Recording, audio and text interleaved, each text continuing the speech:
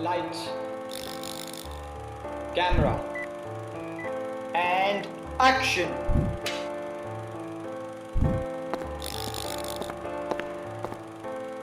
Cut. Hi everyone, my name is Zen and welcome to another episode of The Chat.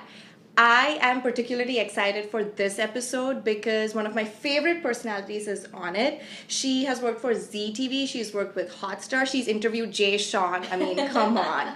She's also the co-founder of Brown Girl and she's an overall badass, Trisha Sakhuja. We put some applause track in there. So Trisha, Brown Girl magazine is a very, very prominent online magazine that is geared towards South Asian women, and it's all about women empowerment and feminism, and it highlights a lot of issues that are pertinent to women like me and Trisha, women like us, the women of the 2000s. So Trisha, can you tell us a little bit about your background, Sure. how you started everything, and what was the driving force behind starting Brown Girl magazine? Sure, absolutely. Well, first, thank you for having me on Of course. board. I appreciate it so much. And your introduction about Brown Girl, it was on point. Thank you. I need to bring you around so you can just tell everyone about Brown Girl. I would love to. I would love The to. perfect quick description ever. So thank you for that. You're so course. sweet. I'm very excited for the work that you guys are doing, and I Thank look forward you. to supporting it on Brown Girl. Yeah. So a little bit about me and the magazine. Journalism and content wasn't something I had ever intended to do. I was, laser focused and trying to be like good Indian girl and wanted to get into law school. Really studied really hard for my LSATs. You can ask my parents. We did like 3 different LSAT courses. Those are hard. I even did private tutoring, and Wow. I got nowhere. And eventually you get to a point where you realize, okay, it's not working out. I can't get the score I need, or even, enough to satisfy myself to apply. So I ended up applying here and there, but it just didn't work out. But luckily I had minored in journalism and gender studies. And I ended up getting my That's bachelor's in public interesting. policy too. So it was a nice mix of stuff, and I did my bachelor's in political science. So it was a cool mix where I was able to still land something. Right. Journalism kind of just happened.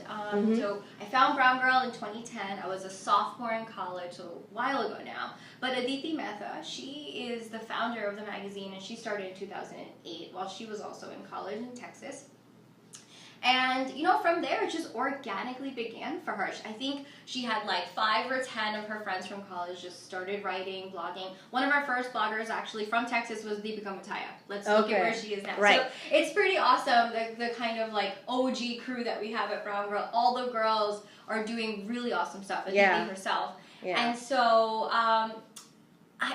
her content just started getting picked up across the country. I found it on Facebook. I was sitting in New York, and I was like, hey, I could do this. This is like relatable. I had never seen a content that was, again, talking about bindis and curry and being hairy and all that stuff that we deal with as teenagers or as young college students. And I reached out, and lo and behold, I started writing. I started blogging here and there. I took a bunch of breaks because I was caught up with school and life and getting my master's, but it was more so towards the end of college that I took it, like I realized the importance of it, and I started recruiting my friends. I started doing barter deals with my friends. That always works. Like I was like, hey, give me this, like for instance, I'm going to give a shout out to my photographer, my wedding photographer, Amandeep, gave him a barter deal.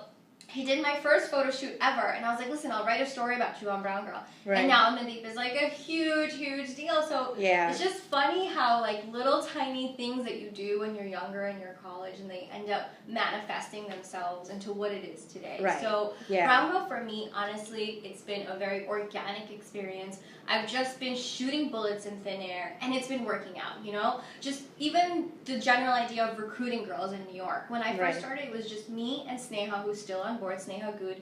And right now we have 30 girls in New York City. Like, we roll deep. Anywhere I go, I have my girls with me. And across the country, we have 150 writers now. Again, just very organic.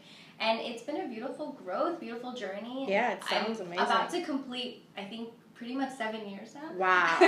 That's a big deal. That's a big deal in a city like New York. And something that's targeted towards a demographic like South Asian, the South Asian demographic. And I'm hearing all of this for the first time too, even though Trisha and I are friends outside of this setting. I've never known this background and what led to the initiation of Brown Girl. That's amazing. And by the way, since Trisha mentioned Deepika, in case you're wondering who that is, she's the girl with the viral video about the lipstick as a concealer, right? We'll put the link in there. That video went crazy, and Deepika's doing amazing now. She's doing amazing. And fun fact, I had uploaded that video to Brown Girl 1 week before BuzzFeed picked it up. Look at that. I've told her that before, and obviously she knows too. So it's crazy how anything can happen. South Asians right now are exploding. This is our time. Exactly. So if we can't capitalize on this time, then I don't know when. Yeah, it's amazing. So speaking about that, if you go to browngirlmagazine.com, you see that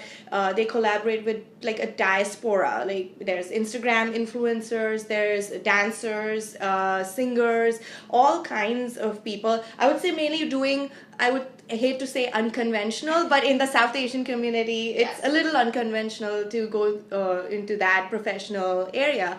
But is that something that just kind of rolled as Brown Girl was spanning out? Or is that something you conscientiously decided that let's highlight these kinds of professions? Sure, it makes sense.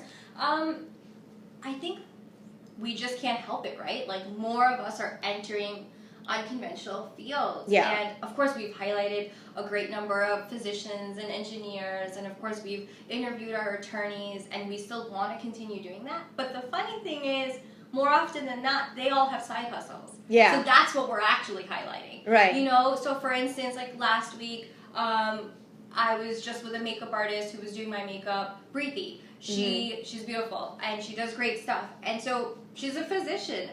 She's a PA on the side, and she has a full-blown career, but she was with me doing makeup, and she's done my makeup 4 or 5 times already, you know?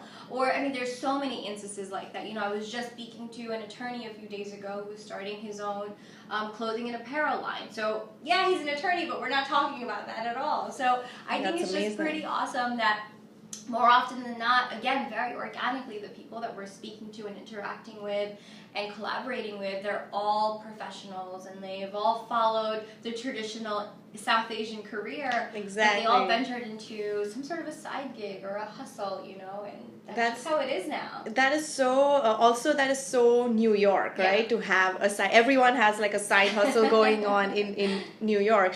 And it's so lovely to see that so many South Asians, even though, you know, whatever their circumstances have gone on the traditional path, even if they love that, are taking the time out and doing things on the side and following their passions. That's lovely to know. And Brown Girl magazine highlights people like, you know, the ones that Trisha just mentioned. That's amazing. So while I was browsing...